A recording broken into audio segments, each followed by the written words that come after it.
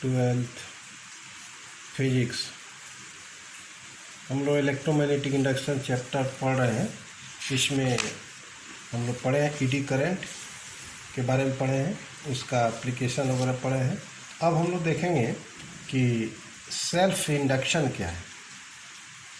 Self induction, ठीक है, इसको हम लोग जानेंगे। इसको एक फिगर से समझना पड़ेगा। यहाँ पर एक कॉइल हम लोग लेते हैं, ठीक है, और इस कॉइल को हम लोग क्या करते हैं, इस कॉइल से एक बैटरी जोड़ दिए सेल, फिर यहाँ प्लग की लगा दी, ठीक है।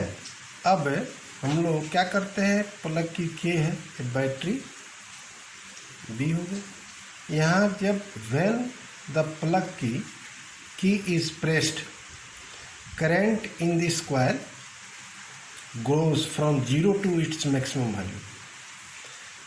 तब जब करंट इसे फ्लो करेगा तो कॉइल है, इसके चारों तरफ मैग्नेटिक फ्लक्स में चेंजिंग आएगी। तो क्या होगा, magnetic flux through this coil increases and a current increases in the coil opposite to the direction of main current. यहाँ देखो, यह मेन करंट का डायरेक्शन हो गया, मेन करंट का डायरेक्शन है। यह करंट जो हुआ इंड्यूस्ड करंट हुआ, मैग्नेटिक फ्लक्स में चेंजिंग के कारण इसमें भी करंट प्रोड्यूस्ड होगा। तो जिसका डायरेक्शन जो है मेन करंट का अपोजिट है। आफ्टर पासेज ऑफ टाइम, कुछ समय के बाद, when the main current attains the peak value and becomes steady, there is no change in the magnetic flux and the induced current becomes 0. Also when the key is released, जैसे मान लो यहाँ पर दिखाते हैं उसी कॉइल को, और यहाँ पर हम लोग सेल बैटरी जोड़ दिए, यहाँ पर रिलीज कर दिए, मान लो के इज रिलीज्ड, ठीक है ना, और यहाँ क्या है, के इज प्रेस्ड। तो देखिए, यह तो करंट इस मेन करंट का डायरेक्शन हो गया, ठीक है। तो जब की को हम लोग रिलीज करेंगे तो मेन करंट क्या होगा, डिके होगा, घटेगा फ्रॉम इट्स पीक वैल्यू, ठीक है ना, टू 0 तक जाएगा। तो मैग्नेटिक फ्लक्स क्या होगा, डिक्रीजेज करेगा and again A current induced in this coil. और जब वो डिक्रीज करता है तब भी क्या होगा, उस मैग्नेटिक फ्लक्स में चेंजिंग आएगी, ये नंबर ऑफ लाइंस घटेगा। तो जो चेंजिंग आएगी वो डिक्रीजिंग में आएगा। तो इस तरह इंड्यूस्ड करंट प्रोड्यूस्ड होगा, और वह करंट का डायरेक्शन जो है मेन करंट के समान होगा, दोनों एक डायरेक्शन होगा। इंड्यूस्ड करंट या इंड्यूस्ड करंट का डायरेक्शन जो होगा यह मेन करंट के समान होगा। तो इसका मतलब यह हुआ, the self induction is a phenomena that induces the current in the coil when the main current through the coil either increase or decrease. Hence the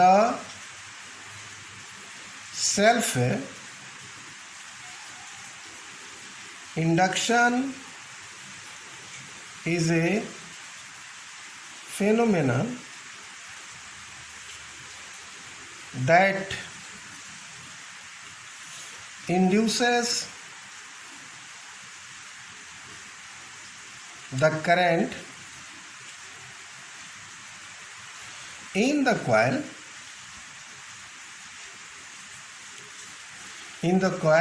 when the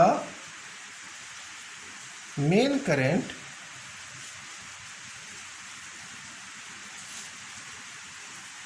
through the coil either increases or decreases, ठीक है, that is a self induction.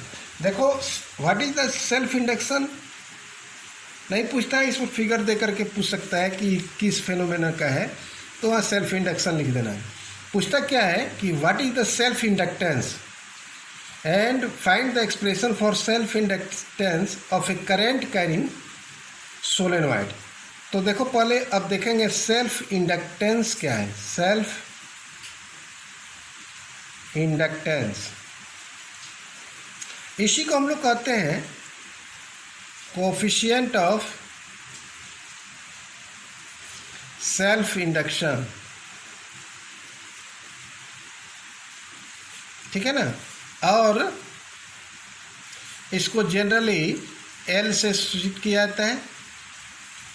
अब देखिए phi जो होता है directly proportional to आई होता है, तो वेयर फाई क्या है, phi is the magnetic flux linked with the coil. Magnetic flux linked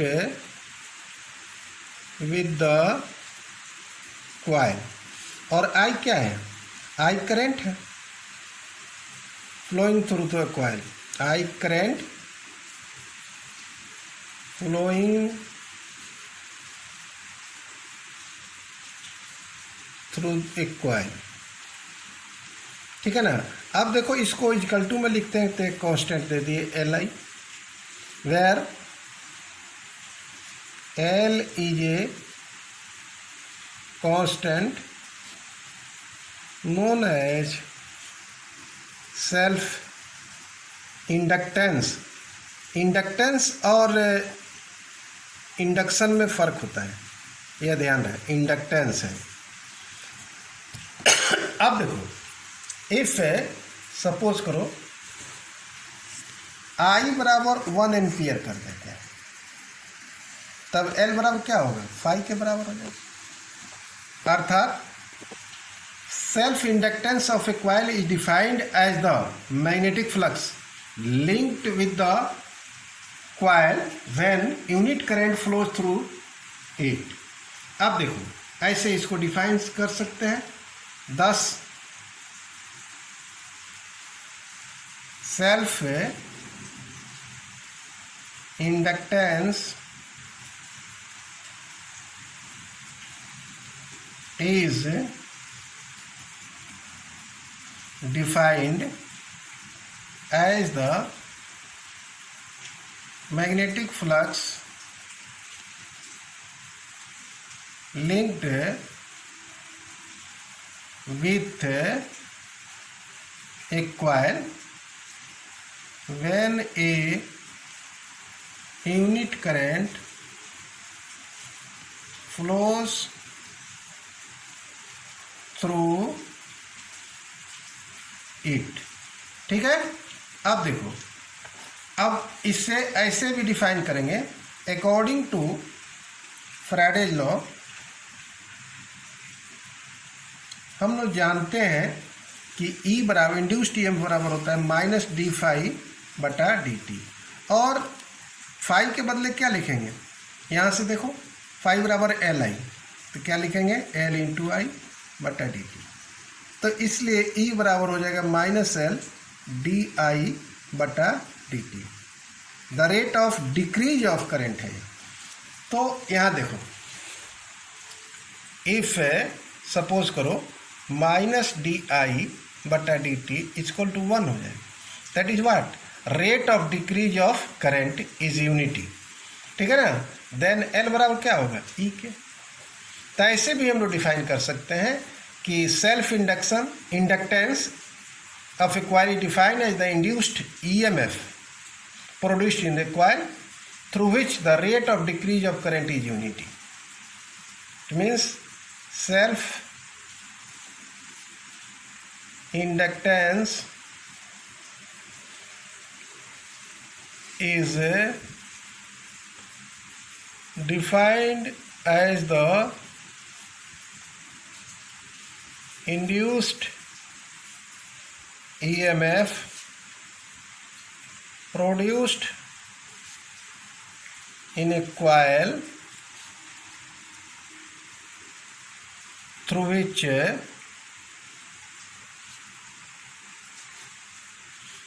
the rate of decrease of current is unity. इसका ऐसा यूनिट होता है आपको हेनरी। क्या होता है? हेनरी। इसको कैपिटल एच से डिनोट किया जाता है।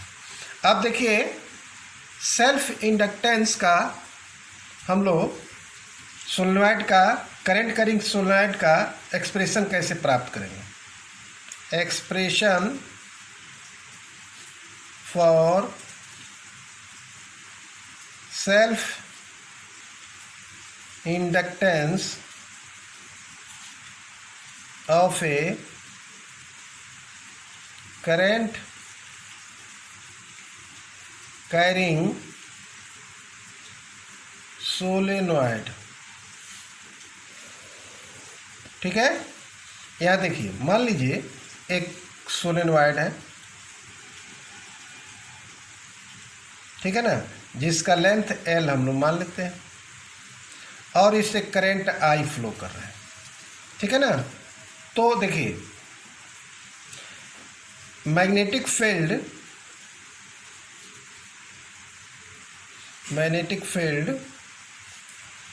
इनसाइड द सोलेनॉइड कितना होता है? इनसाइड द सोलेनॉइड B बराबर हम लिख सकते हैं, आपको हमने बताया है पहले में, mu naught N I, where n is the number of turns per unit length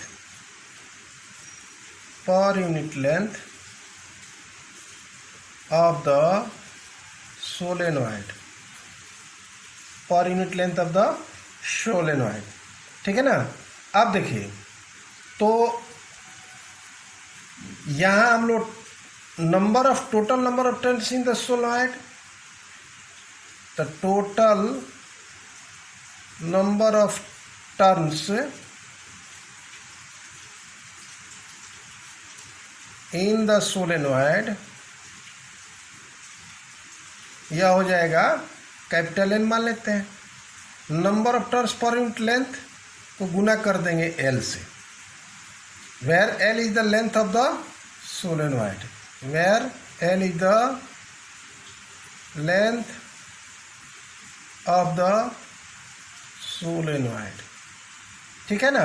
अब देखो मैग्नेटिक फ्लक्स में जो चेंजिंग होगा तो total magnetic flux linked with the whole solenoid निकाल देंगे, अर्थात टोटल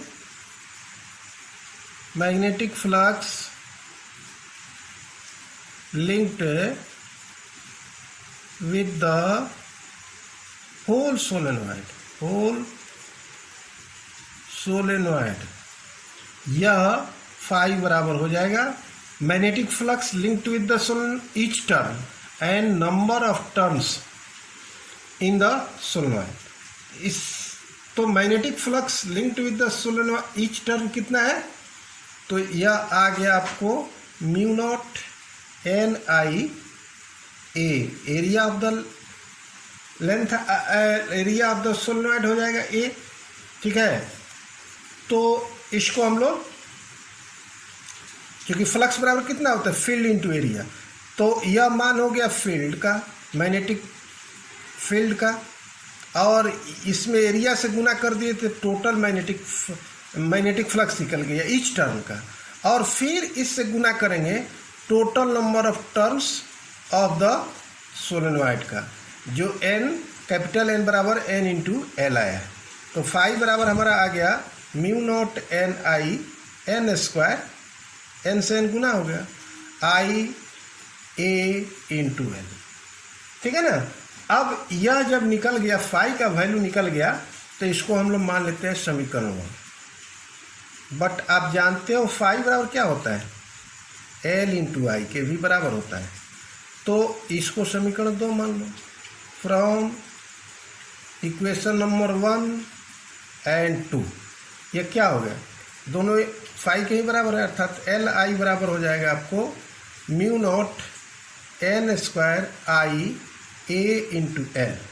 अब देखो आई से आई कट गया, इसका मतलब क्या है, self inductance does not depend upon the current. L बराबर mu naught N square A into L.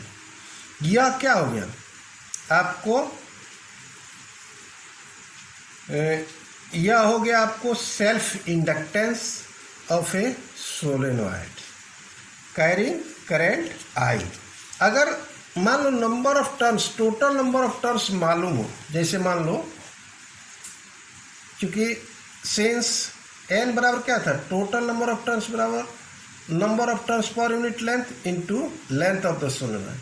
अब तो एन का वैल्यू कितना होगा, टोटल नंबर ऑफ टर्न्स पर यूनिट लेंथ। अगर यह वैल्यू यहाँ रखते हो तो सेल्फ इंडक्टेंस आ जाएगा mu naught N by L का होल स्क्वायर इंटू ए इंटू एल, ठीक है ना। अर्थात एल बराबर mu naught N square L square A into L. L से एल कट गया तो एल बराबर कितना हो गया, म्यू नॉट, ऐसे भी आप लिख सकते हो एल इंटू ए। क्योंकि इस पर न्यूमेरिकल आता है, total number of turns capital N का वैल्यू दे देती है तो निकाल लेते हैं। ऐसे आपका इतना ही वैल्यू होगा। 3 नंबर का आया है इसलिए बहुत शॉर्ट में इसको बता दिए हैं, इसको याद कर लीजिएगा, बहुत पूछता है।